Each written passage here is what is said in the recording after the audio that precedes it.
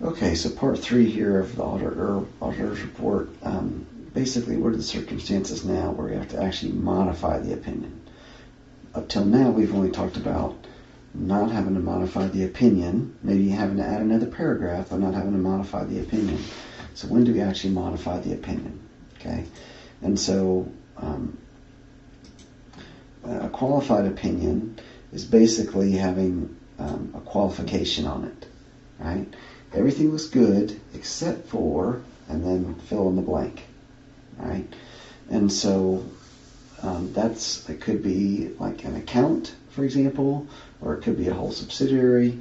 But the except for is kind of key there. An adverse opinion is when basically saying the financial statements as a whole are not presented fairly, right, in conformity with GAAP. And so we don't agree. There's such a material misstatement that we think the financial statements are misleading, right? The first one, there's at least areas that we think are okay up here in the qualified opinion, but adverse opinion, we're saying that's a giant X, right? There may be some check marks over here, right? But maybe there's like one X, but this is just all X, right? With adverse opinion. A disclaimer basically says we're not unable to form an opinion. All right, we're going to disclaim an opinion.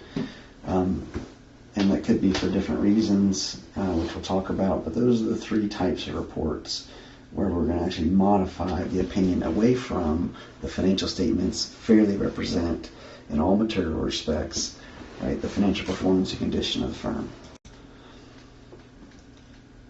Okay, and so you kind of have these 2 big categories, right? A departure from GAAP, basically there's a misstatement, or we can't get enough information to form an opinion.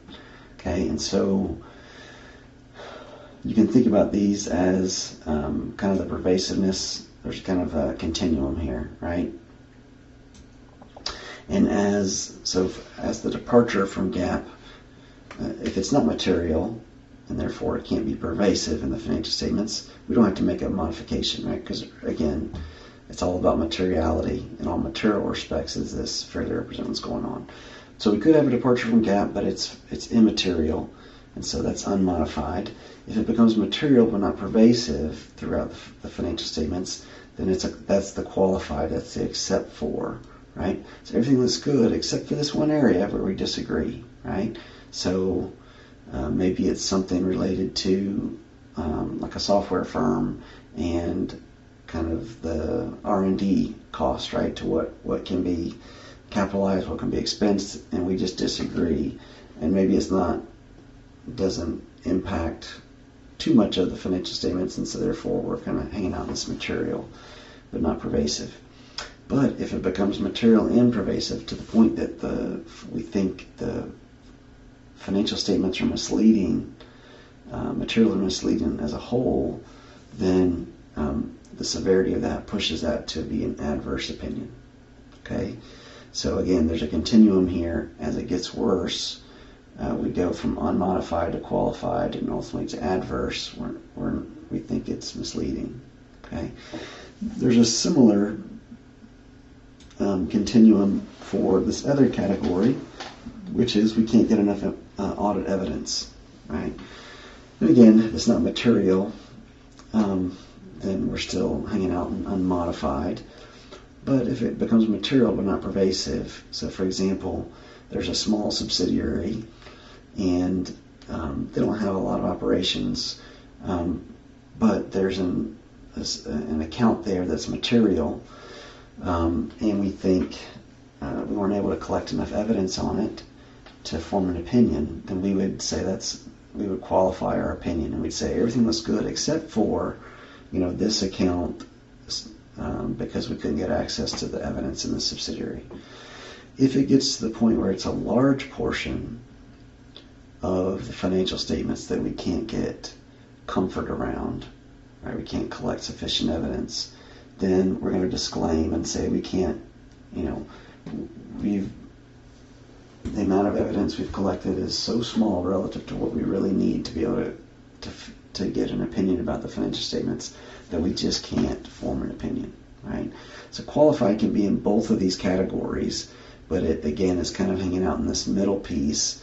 It's material, and it's important enough that we have a problem with it, but as long as we can isolate it to an account or a couple of accounts, and it's not pervasive throughout the financial statements, then that's where we can be with qualified.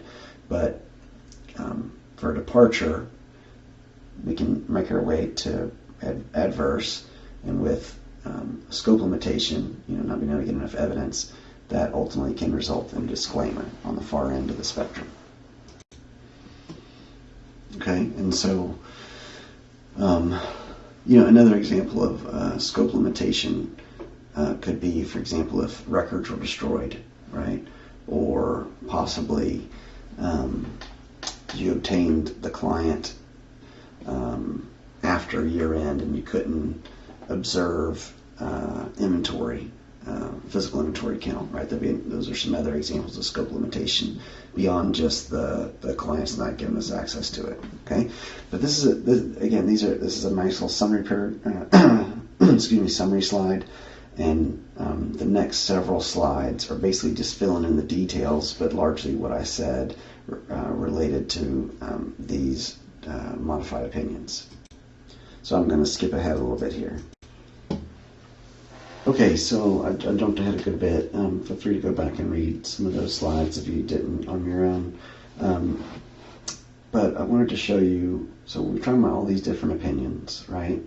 Kind of the unqualified, the explanatory paragraph, the adverse, the qualified, the disclaimer. That's what the no opinion here in this slide is. And so what I did is I was, excuse me.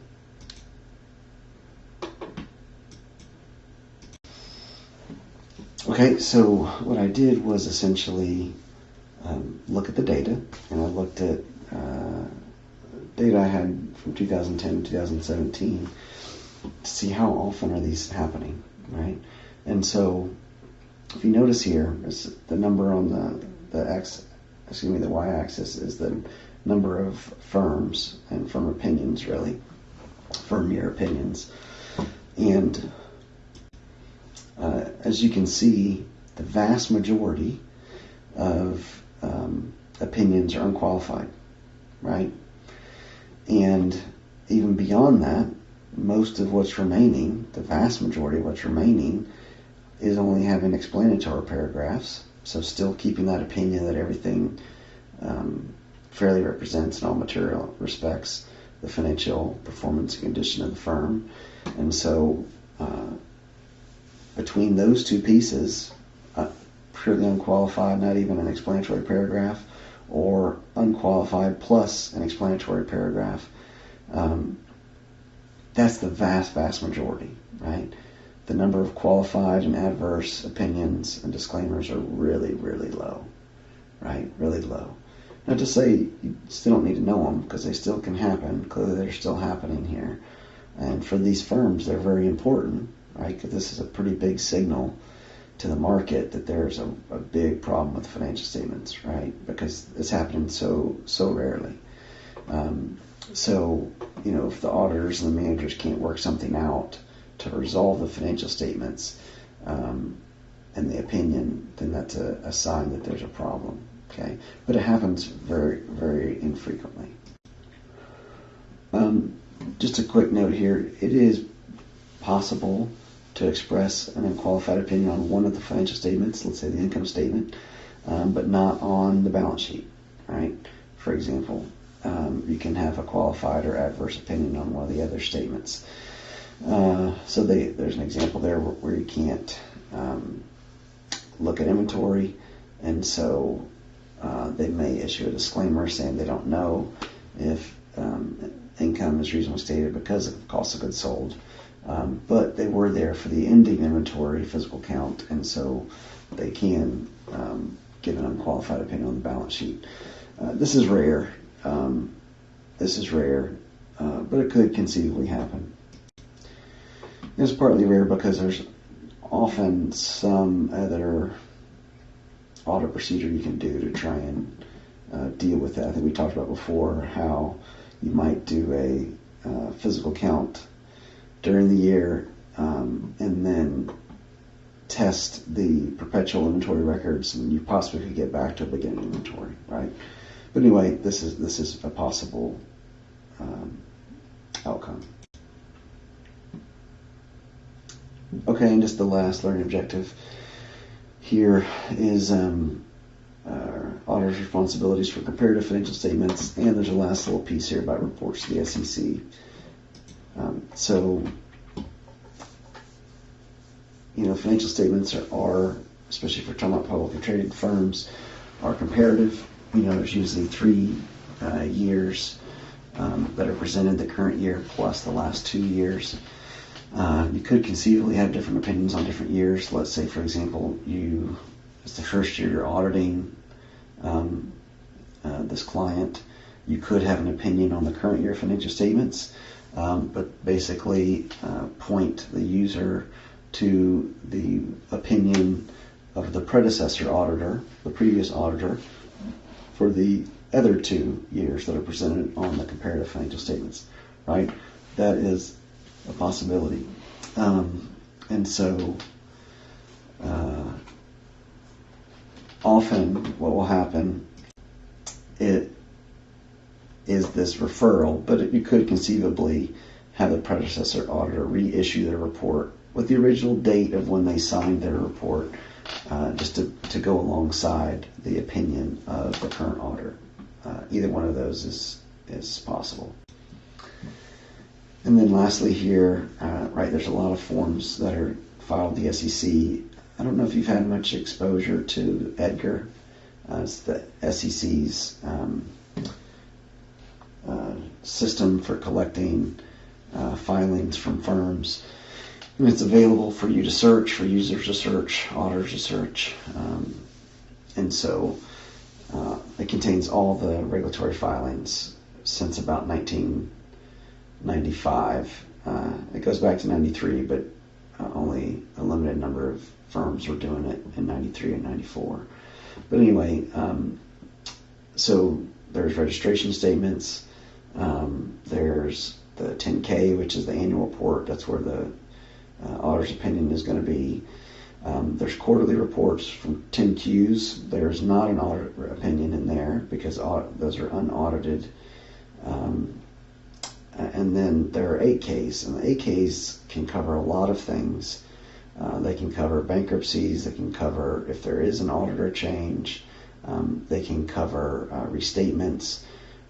Any material event is meant to be communicated through a Form 8K. Right? And I've actually done some research where we've collected data through those forms.